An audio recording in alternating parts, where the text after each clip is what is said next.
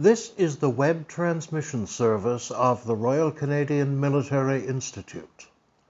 On October 20th, the Defense and Security Studies program hosted a virtual evening talk on Canada-US military relations in the post-Trump environment with Richard Shimooka, Senior Fellow at the Macdonald-Laurier Institute in Ottawa, live via Zoom from Vancouver. Okay, good evening. I'm Dr. Daniel Eustace. I'm the Director of the Defense and Security Studies program at the Royal Canadian Military Institute. And it is my distinct pleasure to welcome you to another very significant speakers event for our program tonight. We've been continuing to tackle a number of very interesting subjects in terms of Canadian defense and security issues, foreign affairs, and a number of other significant issues facing the Canadian Armed Forces. And tonight we are very, very happy to welcome to the RCMI, albeit virtually, because Richard is actually out in Vancouver. I've extended an invitation to him, as I always do, to our speakers to come and join us at the RCMI now that we are back up and running. But very, very happy to have Richard Shimooka with us tonight, talking to us about Canada-US military relations after Donald Trump. Let me start off by introducing Richard, and I would like to, when I finish doing that, I'm going to just talk a little bit about the question and answer period. You will have an opportunity, as you do, following these presentations, to ask Richard questions, and I'll try to do my best to moderate them. And I'm sure Richard will be happy to take your questions. But Richard is a senior fellow at the Macdonald-Laurier Institute, and the RCMI and MLI have done some work in the past together. Always happy to work with them because they just have an outstanding roster of academics and of other experts in a wide variety of fields. So we're very happy that we're able to work with Richard tonight from MLI. He's a senior fellow with the Defense Management Studies program at Queen's University, and a research fellow at the Conference of Defense Associations of Institute as well. And CDAI also is one of the RCMI's strategic partners. We are one of the sponsors of their graduate student program, where we award the Peter Hunter Award every year. And we're very, very happy to be involved with the CDAI as well, which is doing some really outstanding work, I must say, over the last couple of years. Richard covers a diverse array of topics in his research and teaching. He deals with Canadian and American foreign and defense policy, modern air power, defense procurement, and many, many other subjects. In addition to the work he does for MLI and CDAI, he's a frequent commentator in the media on security and defense issues. He's published in a wide variety of publications, such as the National Post, the Ottawa Citizen, Hill Times, and others, and has been involved in publishing in books on different subjects as well. Richard holds a master's in strategic studies, University of Wales, Aberystwyth, and I think I'm going to give myself an award for actually pronouncing that more or less correctly. I'm sure that Richard knows how to do it very, very correctly. And a bachelor's with honors in political studies from Queen's University, which is in Kingston, which is more or less where I live. So we have a bit of a connection in that regard. So this is all great. So I thought about this subject for some time. I went looking for an expert. I managed to find Richard. I think it's an important topic for us. Canada has been consumed with a number of sort of, shall we say, internal housekeeping issues with respect to our own Canadian Armed Forces over the past several months. But the world is moving on. Lots of interesting things are happening. And of course, Canada and the United States remain significant allies and partners. And so I think it's important we don't lose sight of the forest for the trees. And that's why I asked Richard to come and talk to us tonight, because I know he has the expertise in this field. Richard, I would like to welcome you virtually to the RCMI. I hope to welcome you in person soon. But in the meantime, we're looking forward to your presentation this evening. And thank you very much for taking the time to join us from your hometown out there in Vancouver. So welcome, and I turn it over to you. Oh, I do have one last point to make. I apologize. So at the end of Richard's presentation, if you wish to ask questions, you should have access on your system to either the Q&A function or the raised hands function, and that's how we will do it. We have the chat function currently turned off, so either one of those will be available to you, and I will work with you to ensure that Richard answers as many of the questions that you have as best as I'm able. So we're looking forward to that section of the presentation as well. Richard, welcome. Thank you, and over to you.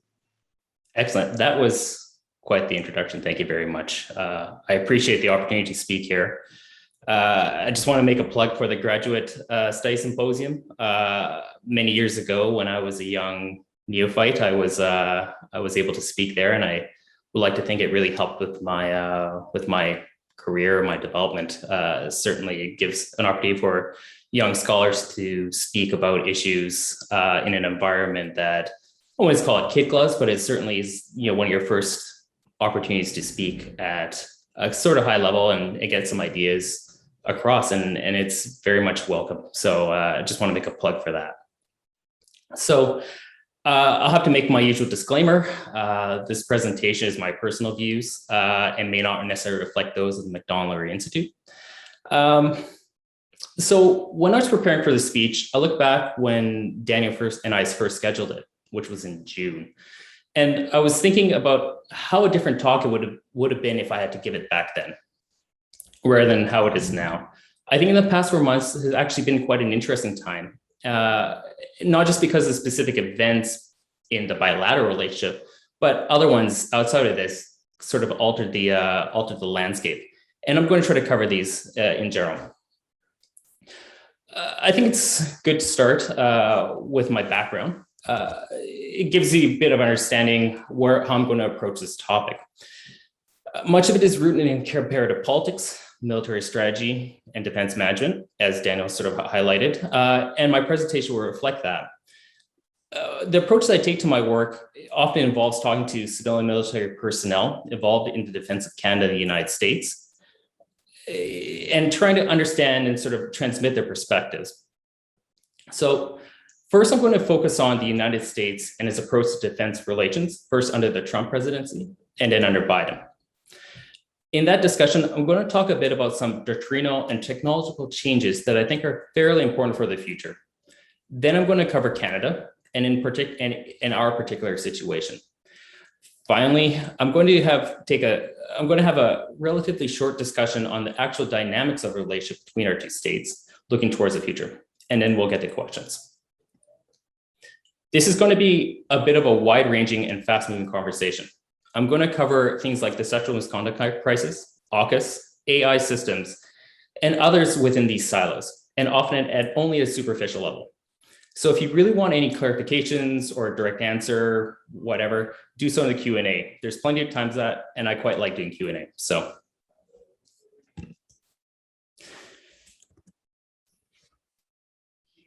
given this topic is Canada-US military relations post-Trump, is probably important to start at Trump, at least to give a baseline for comparison. I don't want to go into an extended dissection of this presidency. I think there's quite a bit we fully don't know, and we're still too close in the foreground to properly assess them.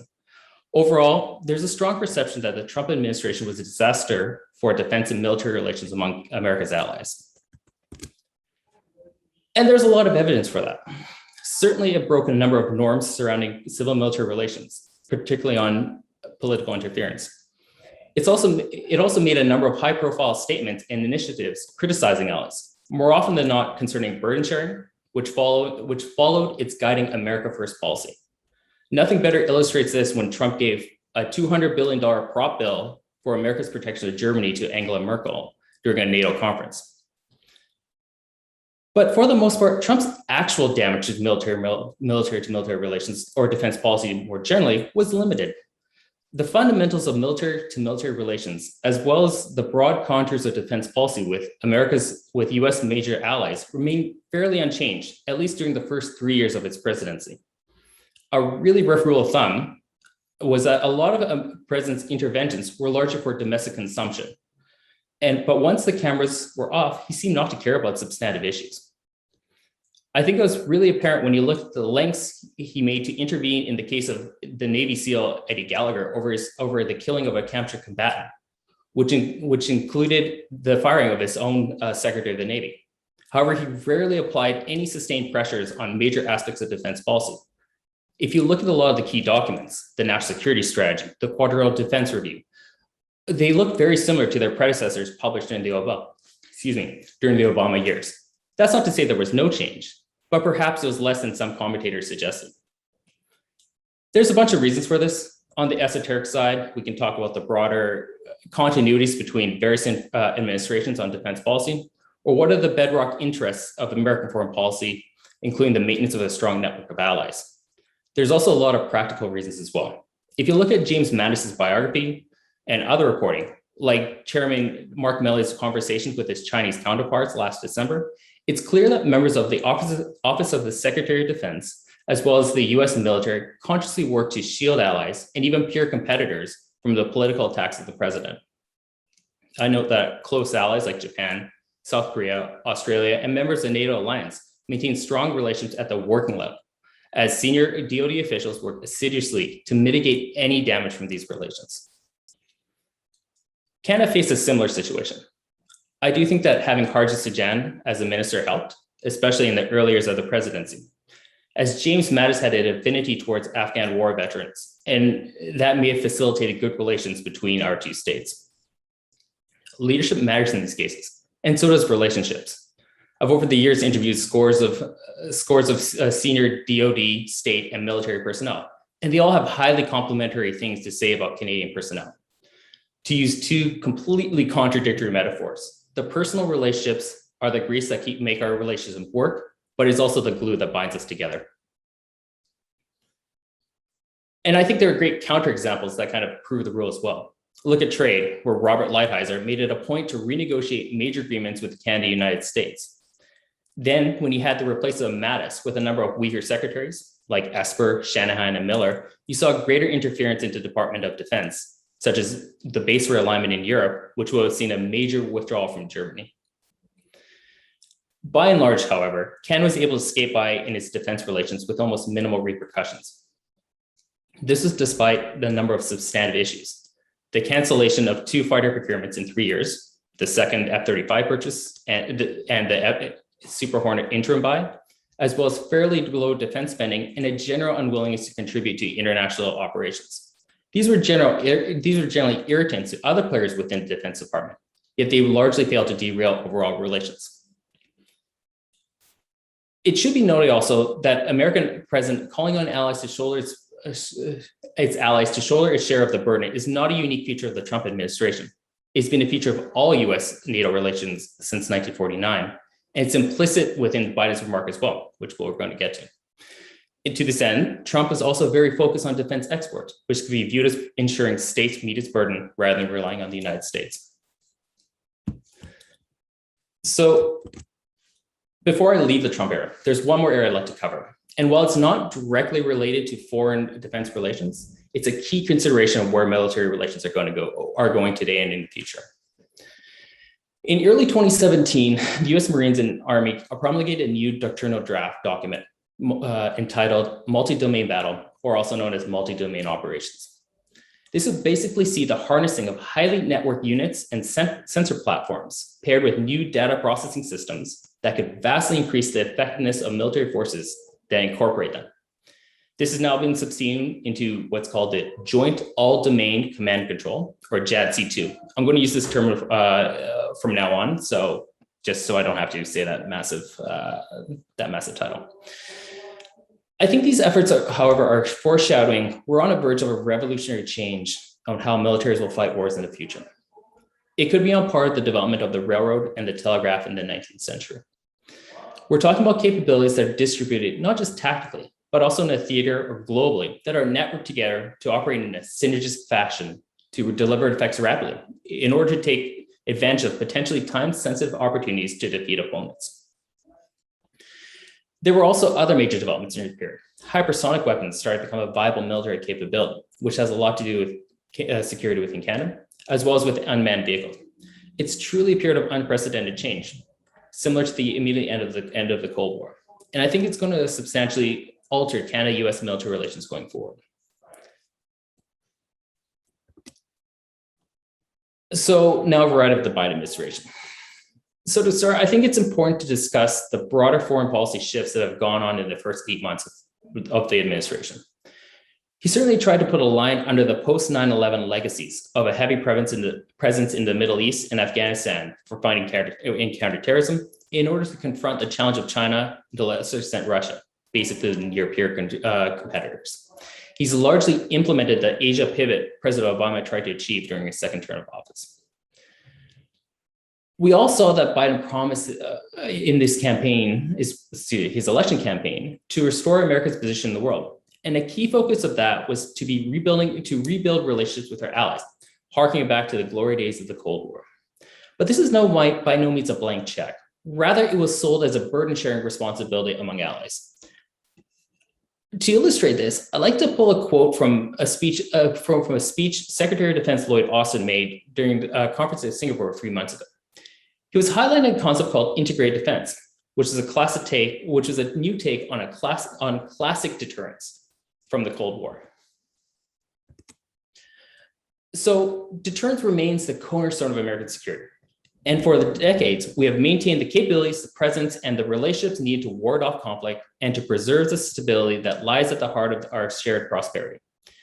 Yet, emerging threats and cutting-edge technologies are changing the pace of warfare. So we are operating under a new 21st century vision that are called integrated deterrence. Integrated deterrence means using every military and non-military tool in our toolbox in lockstep with our allies and partners. Integrated defense is about using existing capabilities and building new ones and deploying them in an all new and networked ways, all tailored to a region's security landscape and in growing partnership with our friends. So together, we're aiming to coordinate better, to network tighter, and to innovate faster. And we're working to ensure that our allies and partners have the capabilities, the capacities, and the information they need. With our friends, we are stepping up in our deterrence, resilience, and teamwork, including cyber and space domains. I think this is a really excellent statement because it synthesizes so much of what the Biden administration is trying to, defense policy is trying to do in regards to emerging security threats and how allies are viewed as an integral part of it. A very key part of this view, building up allied militaries, is partly through exports of cutting-edge military equipment to allies. I think the recent Australia, UK, and US alliance, for lack of a better word, known as AUKUS, signed a few weeks ago, is a very representative of this approach. It's completely consistent with Austin's statement, where the three states are aiming to coordinate better, to network tighter, to innovate faster by ensuring they have the capabilities, capacities, and information they need, to use the quote. The centerpiece of this is an agreement over the development of an Australian nuclear submarine capability, sharing what is basically the crown jewels of US defense technologies. But the agreement will go further than that. It will assist in the development of standards and technologies surrounding interoperability for JADC2 and other capabilities, which both the Australians and the United Kingdom have actively been developing on their own. That's not to say there's not been missteps with the relationship with the Biden administration's relationships with other allies. Many have been quick to link AUKUS to excluding the French from these heightened defense relationships. And there's also been the pull out of Afghanistan. While many allies were consulted, some of the difficulties there pointed to a lack of care and attention by the administration, which has left some ruffle feathers. There was an article a few days ago in the Washington Post that discussed some of these missteps and how many foreign diplomats see them as slight irritants, but they also say that they're a regular part of relations with the United States and other countries. In all, however, it's clear that the developing closer relationships has been a core part of the Biden administration's foreign policy going forward.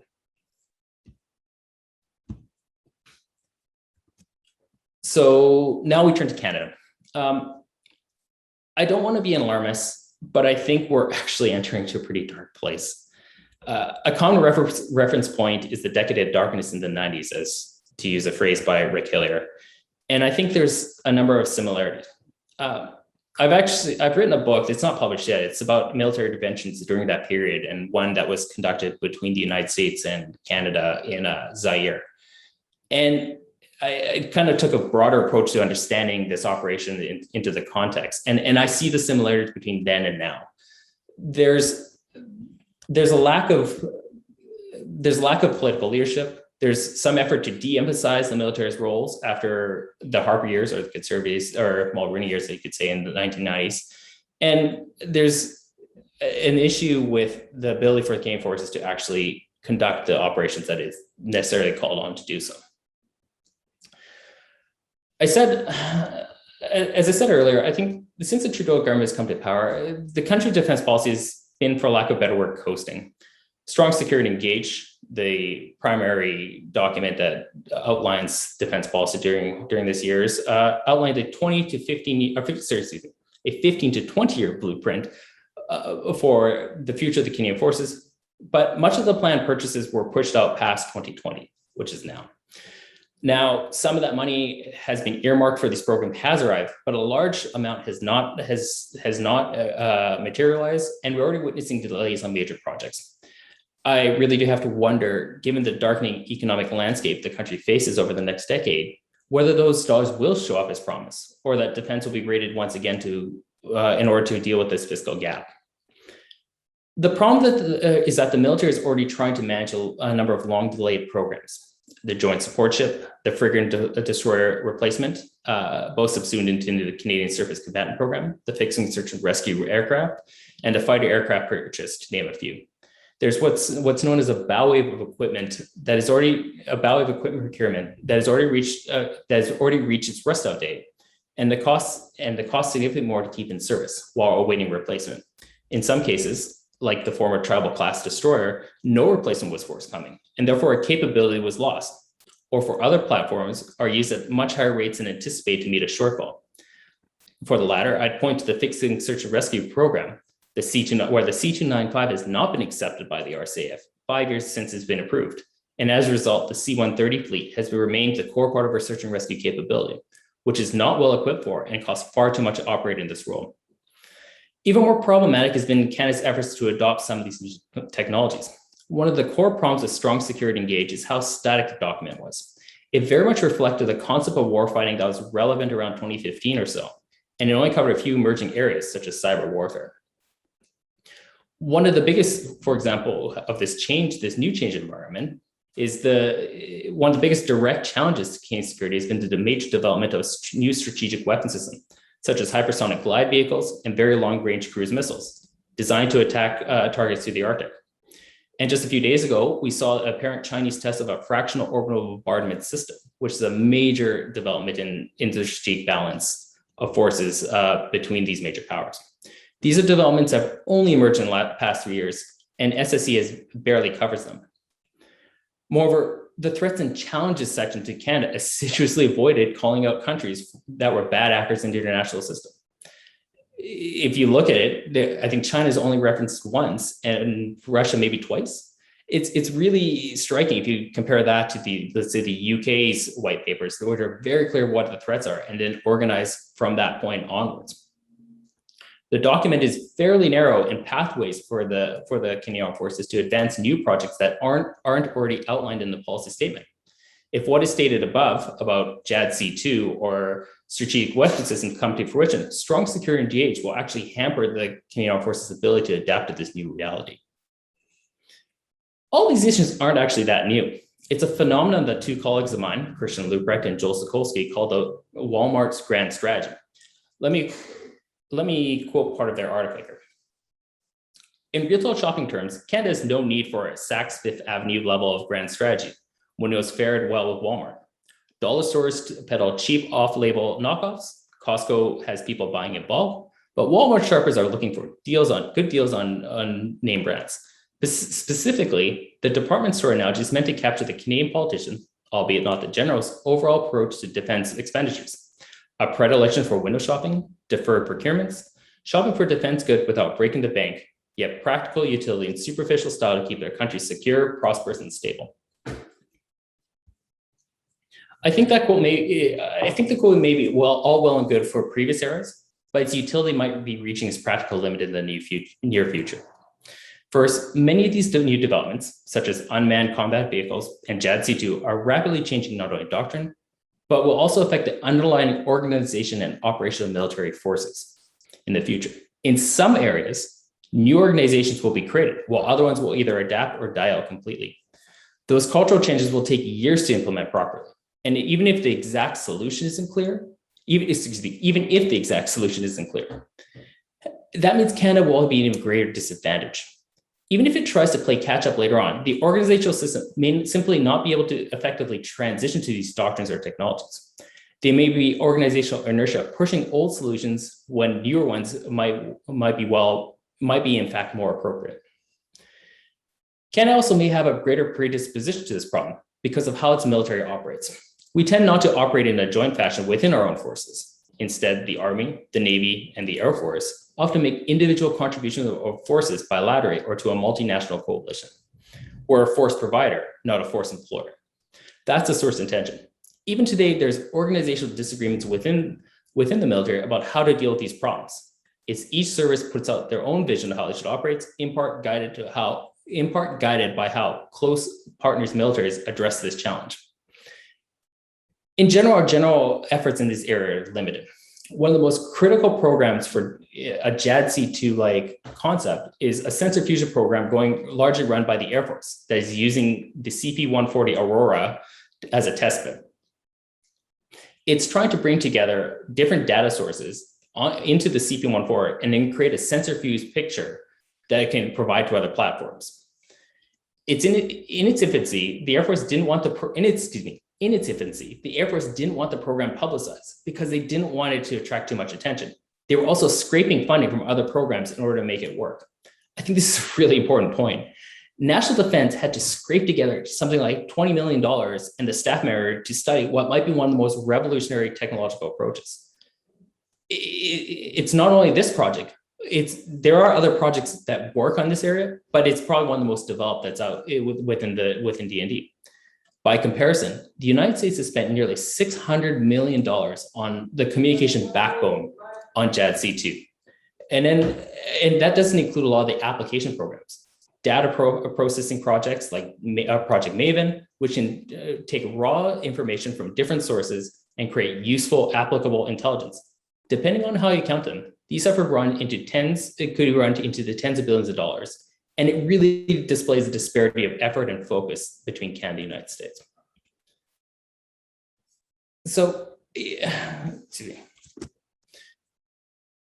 furthermore, the heavily software-based capabilities, which represent the key drivers of these developments, have a very short acquisitions window.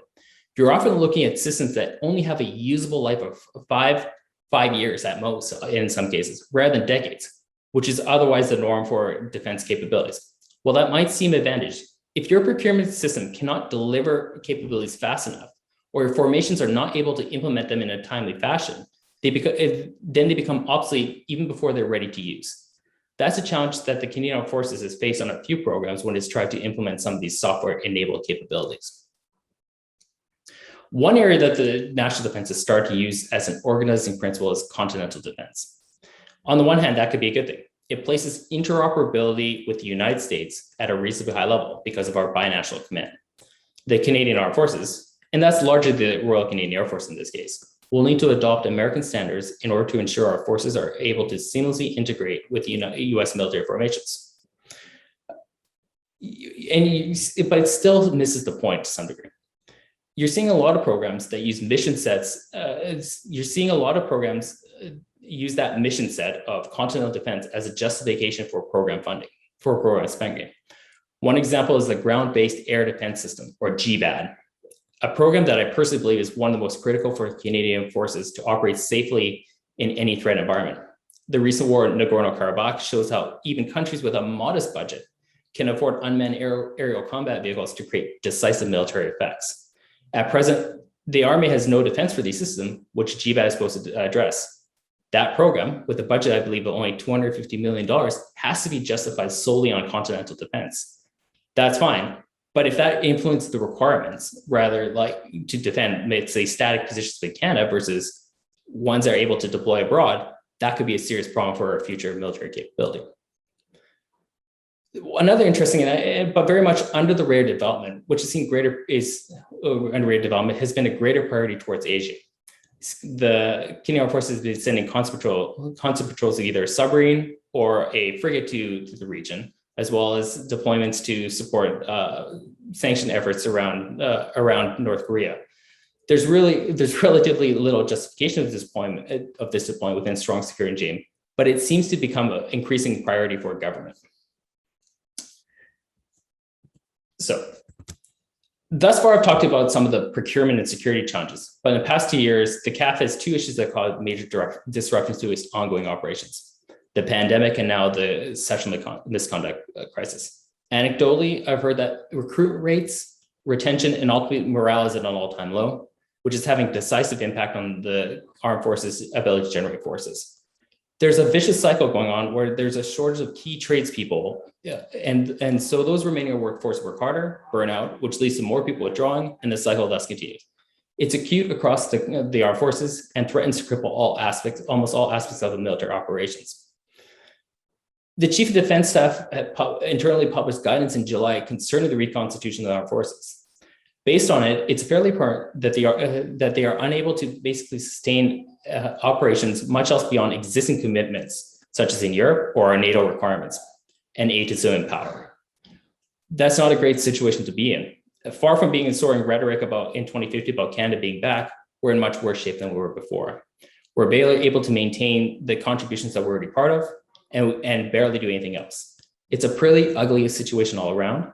I personally don't see an easy off-ramp from this crisis.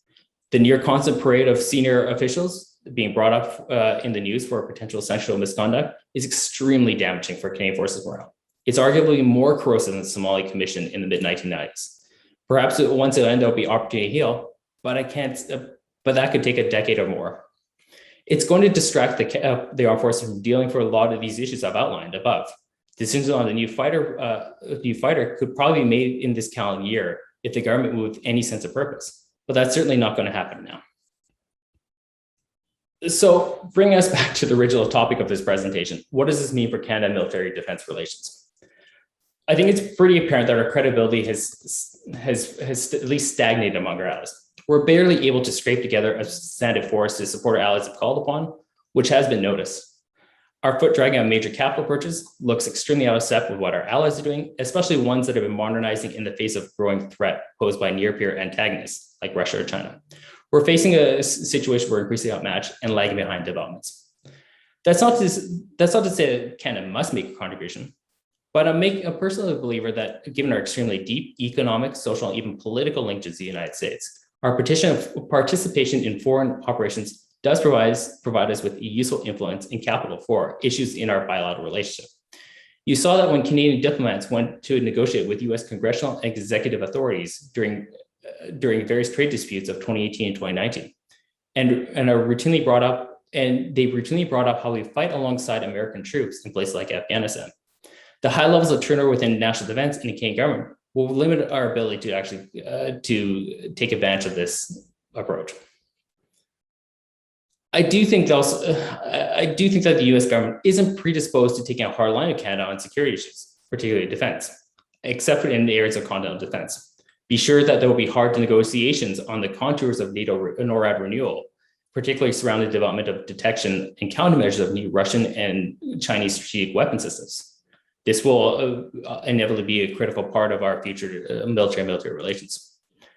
But in some ways, we're already being left behind, or at least left out in conversations that have consequences for our own security in other areas, like with AUKUS. I liken that alliance to Australia, UK, riding the US Dragon. Whereas even though we have high levels of interoperability with the United States through NORAD and other arrangements, we're swinging on the tail, holding on for dear life. There's also certainly a diminution of trust that's evident between Canada and its allies. I do believe that might be attributed to the country's political unwillingness to confront China on any number of issues, such as Xinjiang or Huawei.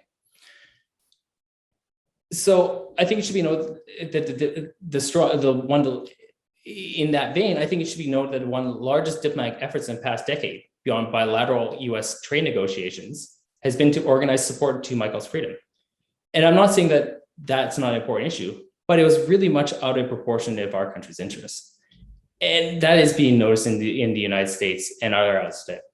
So I hope that's basically, I think, where we're at with the United States, that there isn't necessarily the scale of our relationship with the United States and the issues that we've kind of been dealing with in the last year. We'll always have close relations, but our ability to actually influence their policies when we need to is probably going to be much less in the near future. And that's it. Thank you very much. Well, Richard, that was an outstanding tour de force. You've covered a lot of ground. I have many, many questions myself, but I'm going to let our audience take the lead on this. One of the questions that has been,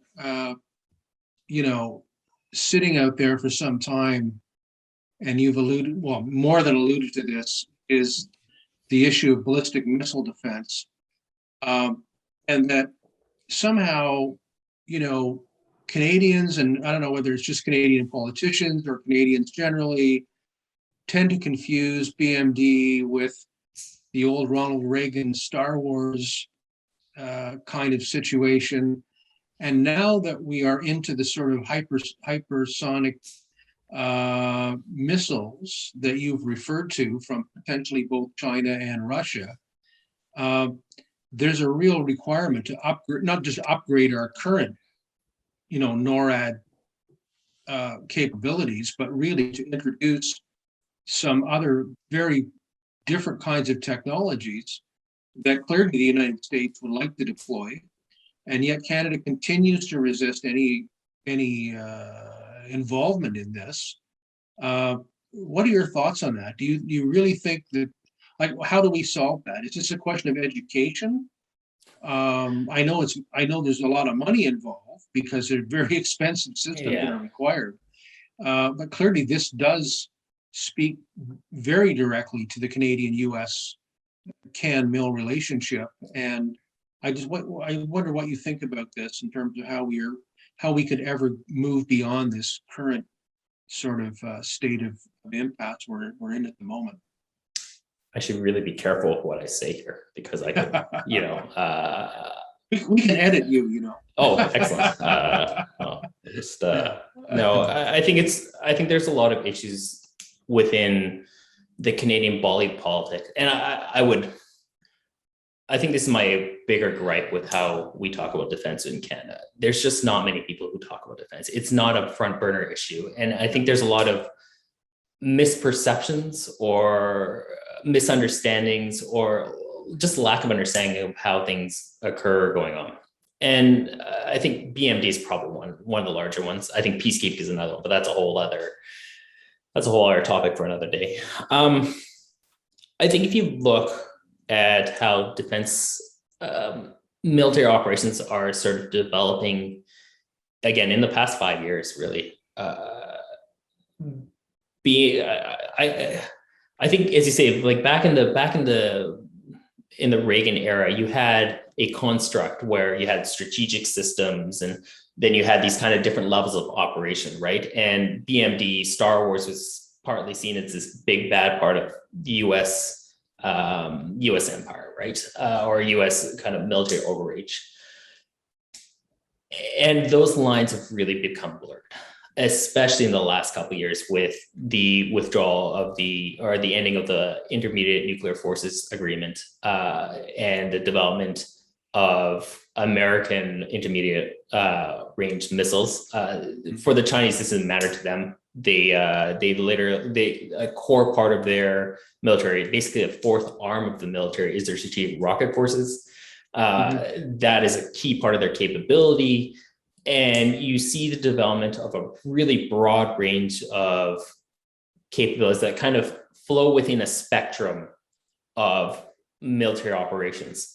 And so when we think about BMD, that distinction is very artificial. When you actually look at military operations today, I don't see that kind of distinction that requires this, if you were actually thinking about this in a military capability circle. But within our political context, it is seen like that, and it's a real detriment to our working level military to military relations. I mean, there's parts of NORAD which we should become a part of, and as we increasingly go into this JADC2 or this network kind of capability argument, there is no distinction, and it causes real data kind of challenges or processing challenges. And so do I have an answer? How do we resolve this impasse within the Canadian volleyball? I don't. I mean, yeah, sure, we can try to educate more, but I mean, I'm a person who's been writing about this for almost 20 years, and it's I don't want to be like Sisyphus and pushing up the sort of the rock, but I mean, it's tough. And I mean, there's been a number of articles in the last couple of weeks here that have kind of outlined this problem. Tom Junot in the Globe and Mail and Stephanie Carvin. There was another one in the National Post last week, and I don't know what to say. I mean, what illustrates this problem, to just go on a tangent here, is we really only have like 6 defense reporters. I mean, and several of whom are fairly critical of the Canadian forces in a sort of skeptical sort of way. Yeah. And I think that's, it doesn't really help. And D&D is not great at explaining things. I've seen enough of those, public press releases or efforts. So it's a tough situation. I colloquially describe this as defense literacy, and I feel it's pretty low in Canada. Yeah, so, yeah, I agree. I know I have someone who's asked a question by raising their hands. I will come to them next. But let me go back to another question. I think it really it follows on to something you've really just been talking to. So everybody got very excited. I guess some people got excited about the I guess it's called the AUKUS agreement that happened not long ago, whereby the United States and the UK and Australia entered into this technology sharing agreement. And I've had different, reactions to that in terms of, is this something that threatens, for example, our participation in the Five Eyes community? The New Zealand government almost immediately said, well, we didn't expect to be invited to that anyways because of their longstanding position on nuclear anything.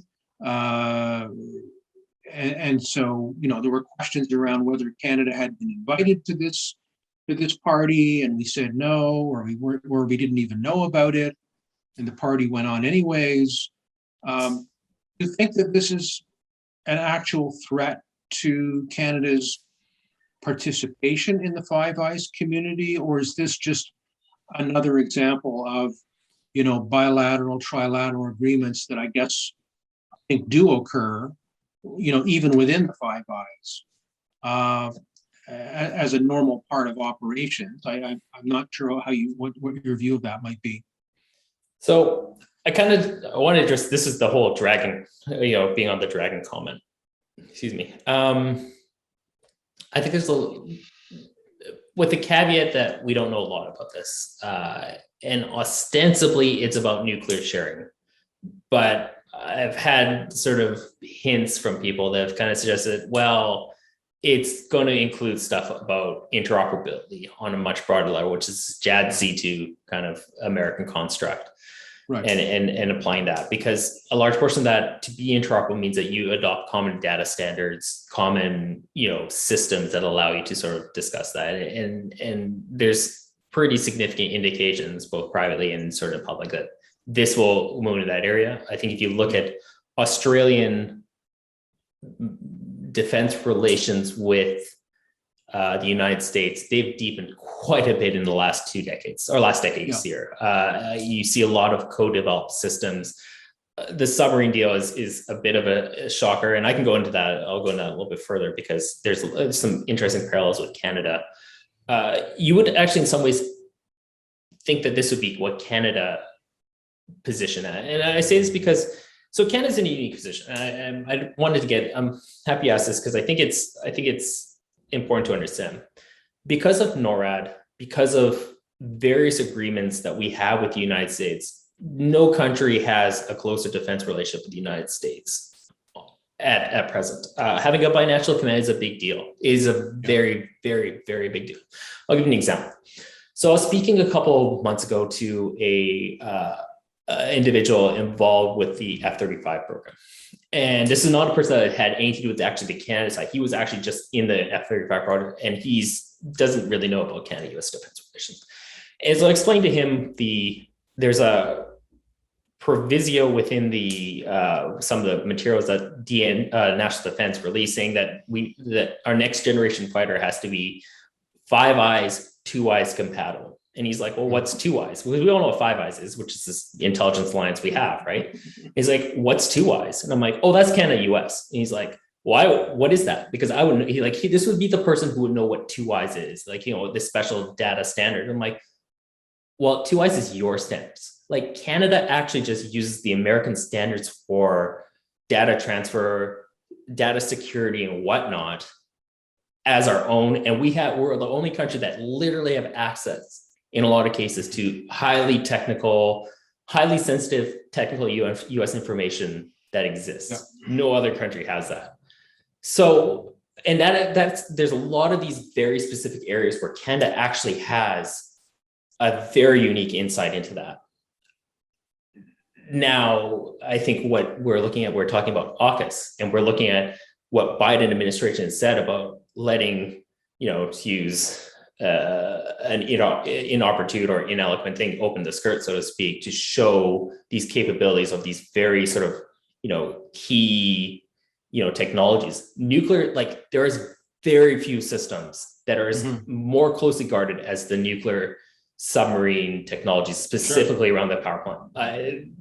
You can maybe talk about some of the stuff to do with space-based systems, some of the radar stuff, but beyond that, nuclear energy engine technology is probably one of the most critical one. Canada, when it wanted to do a nuclear submarine capability in the 1980s as part of challenge commitment in the Mulroney government, had to go through a really difficult negotiations to the extent where Brian Mulroney has to call Ronald Reagan to get Carlucci would have been Weinberger, the Secretary of Defense, to actually agree for Canada to become to get the access to British nuclear technology, because British nuclear technology is actually American nuclear technology, but that's a whole other thing. This is really one of the most. Didn't they disagree? Didn't the United States say no? They didn't want Canada to have that technology? Weinberger did.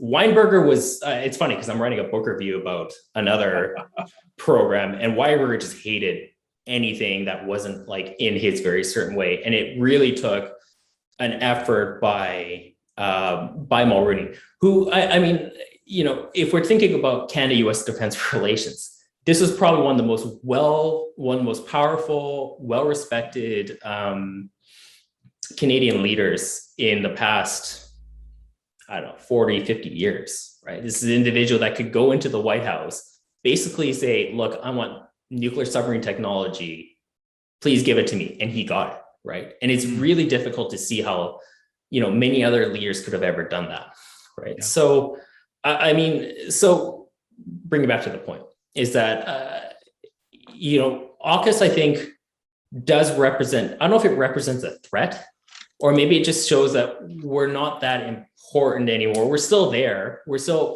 by virtue of our geography and existing relationships, we have a very close relationship, but we're becoming less and less trusted. And I think in other areas, like in intelligence, like in Five Eyes, there is a perception that Canada is maybe not the most trustworthy partner. And I don't know if that's exactly represented with AUKUS, But I certainly think that there's a perception out there, and talking with people within the Canadian Defense Intelligence Committee, but also ones in the UK and whatnot, you kind of get the hints that that's the case. And Right. that to me is particularly troubling. Yeah. Anthony Partington, you have a question, sir. Please, Margit, if you'd be kind enough to let Anthony speak, that would be great. Thank you, Dan, and excellent presentation there, Richard. Thank you. In your speech, you talked about the pivot to Asia and the fact that Canada and our Pacific relations, I hope I got this right, are not included in strong, secure, and engaged. And I was surprised by that.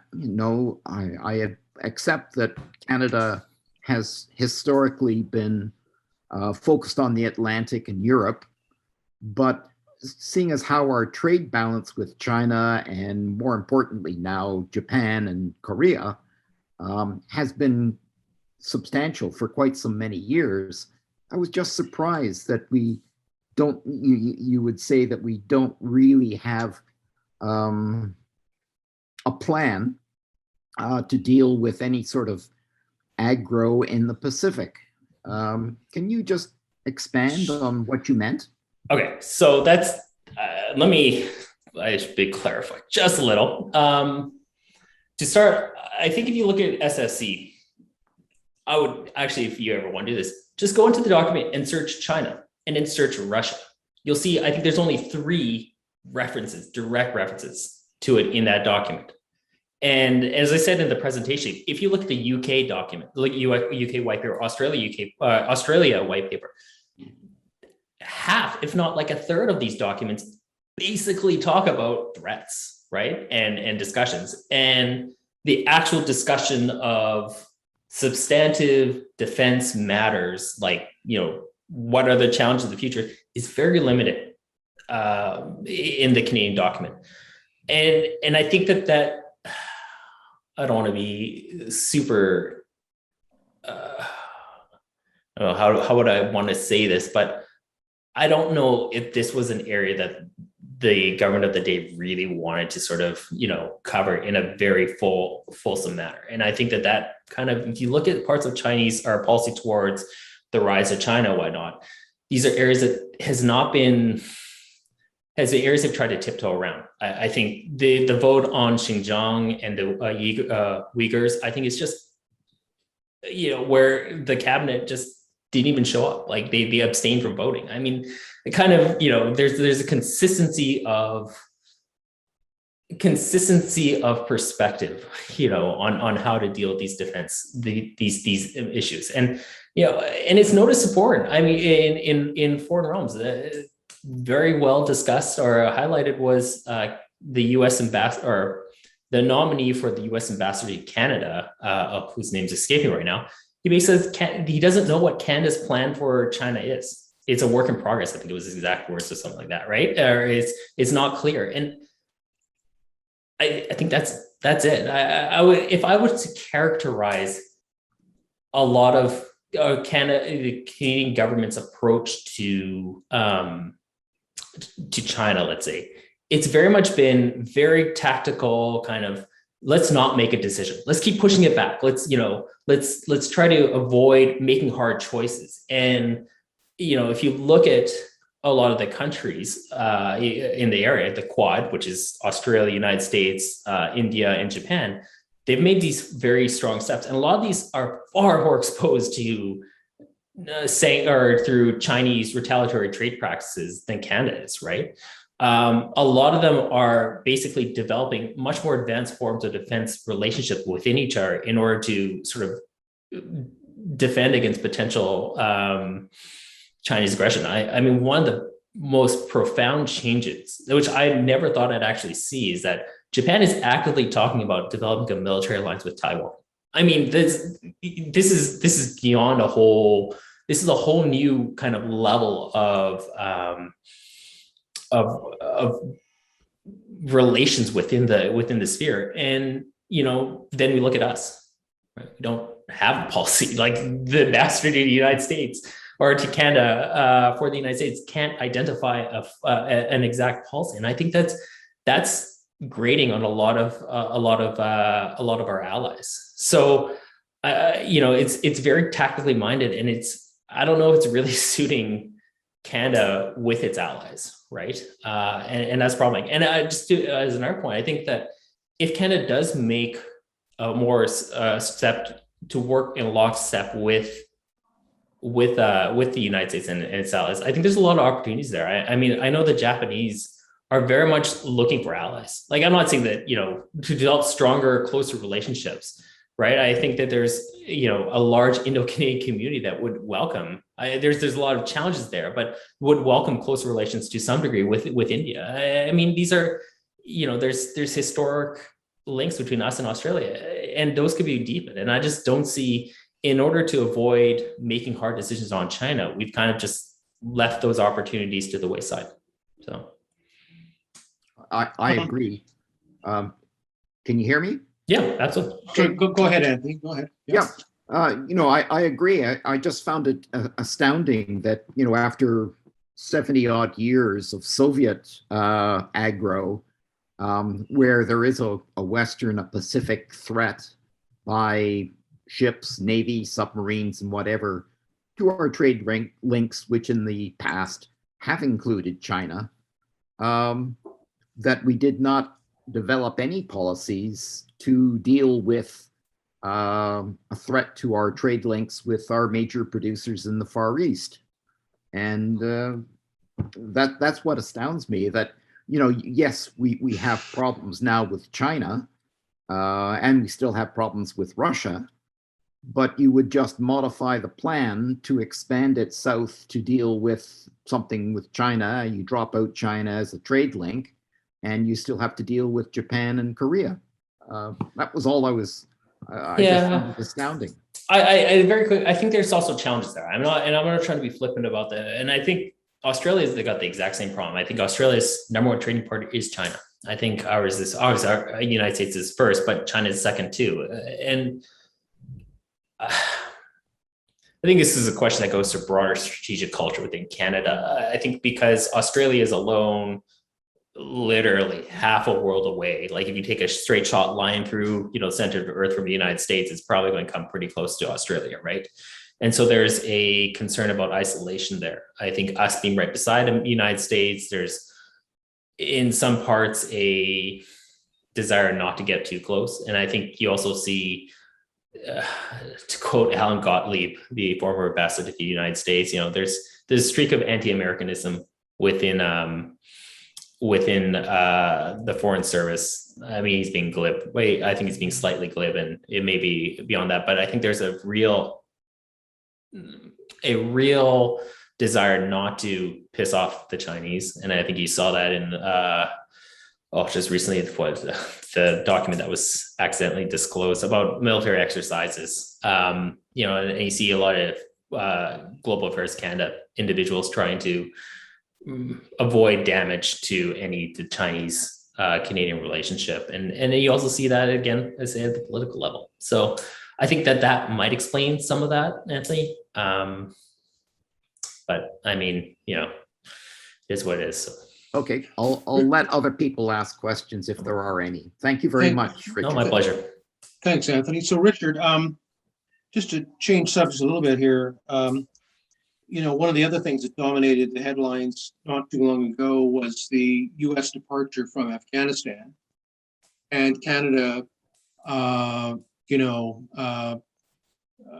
being caught out a little bit in terms of our preparation to deal with folks that had assisted the Canadian Armed Forces during our mission there. Are you ready for some fireballs? Yeah.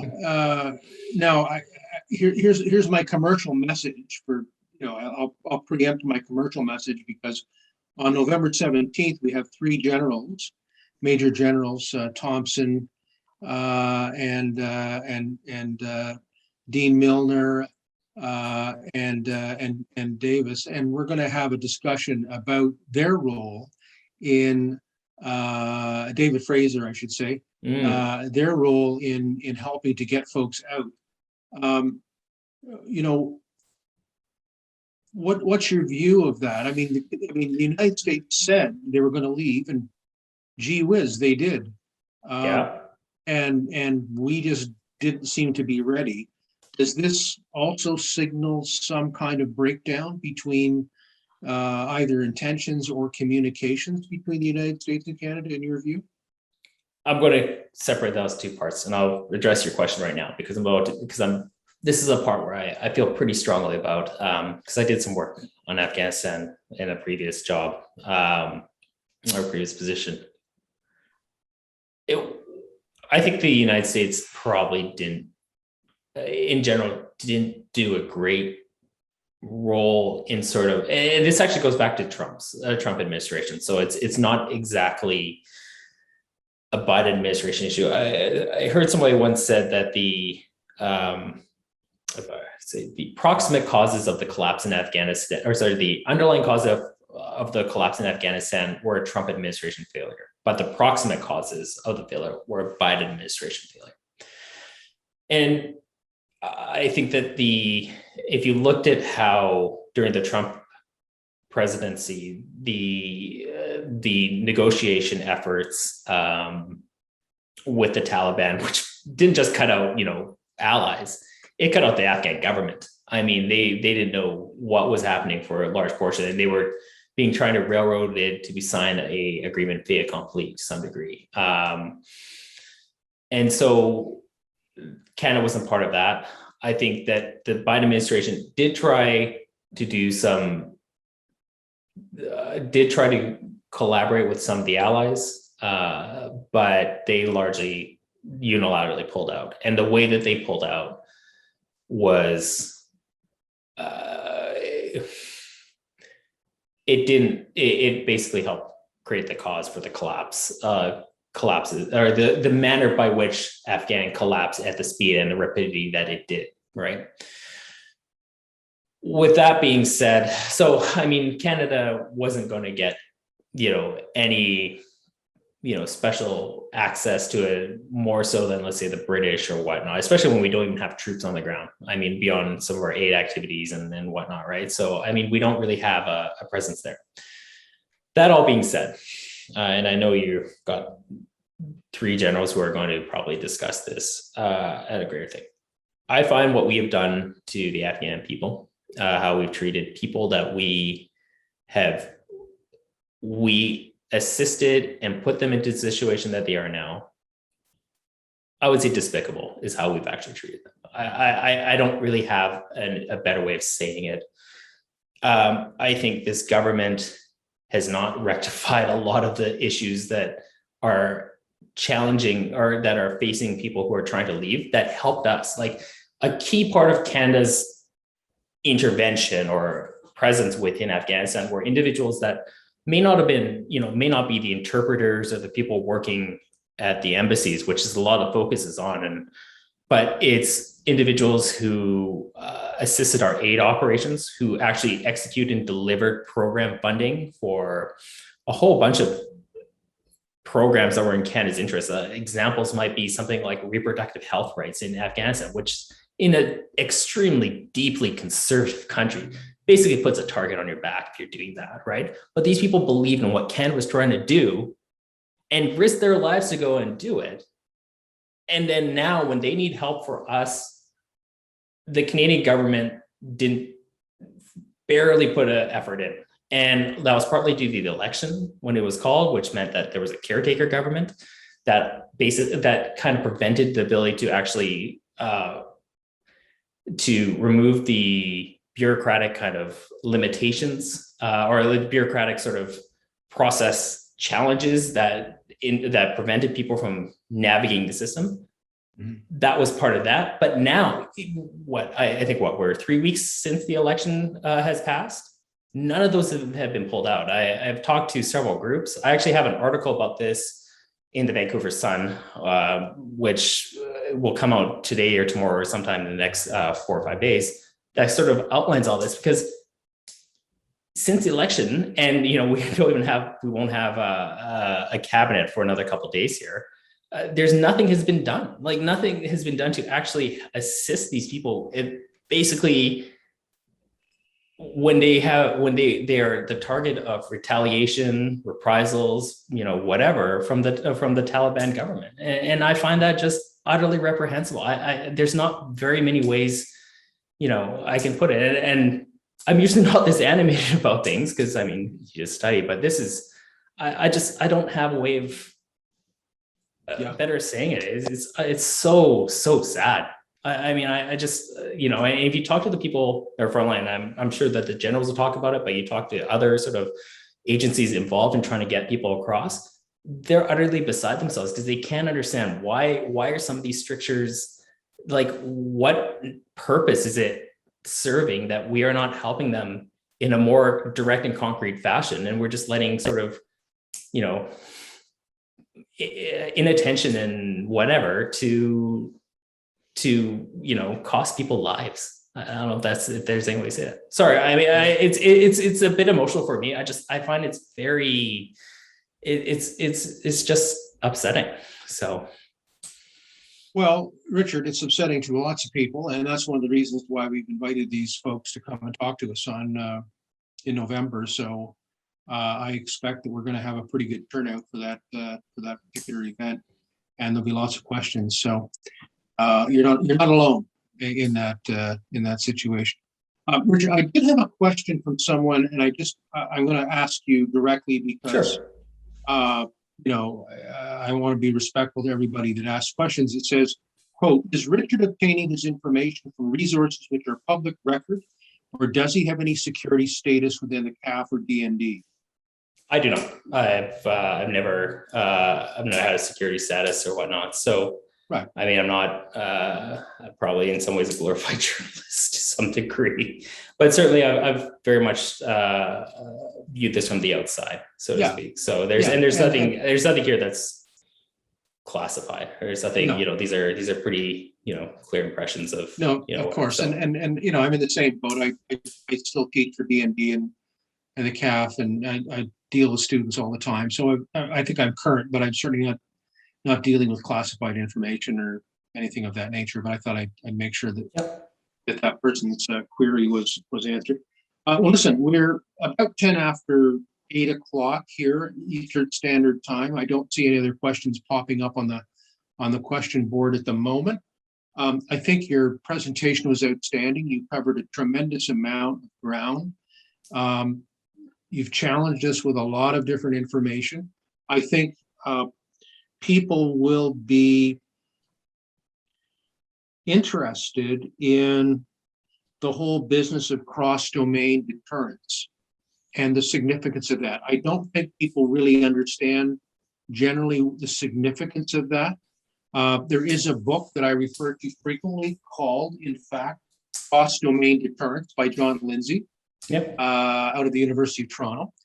And, what it really is doing is looking not only at the three environments of land, air, and sea, but also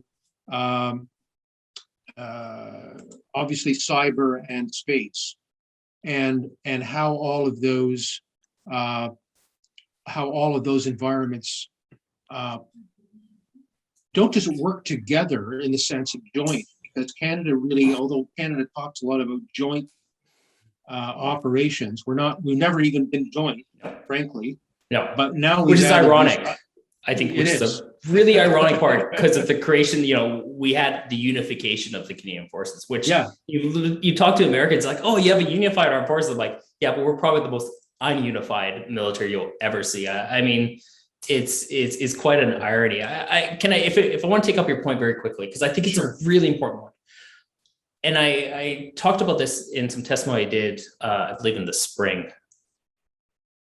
I think it's really interesting today is that you have the development of a broad array of military capabilities, new ones. And I touched upon some of them. And you have these kind of centralizing forces of, as JADC2 and whatnot, that kind of draw in a lot of this. But because the array of capabilities is starting, and there are new challenges. I mean, drones, I mean, handheld drones, whatnot, right? You talk about space-based systems, I think I don't try to speculate on exactly what the nature of the next war is going to be like, or, whatever scale it could be, whether it be like something like an Afghanistan operation, or God forbid, a conflict between the United States and China over Taiwan or something, right? Yeah. But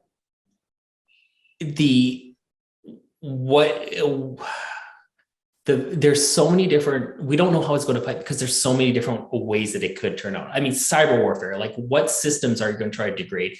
Use of electronic warfare, what are these, we don't know, because there's so many places that we're vulnerable, right?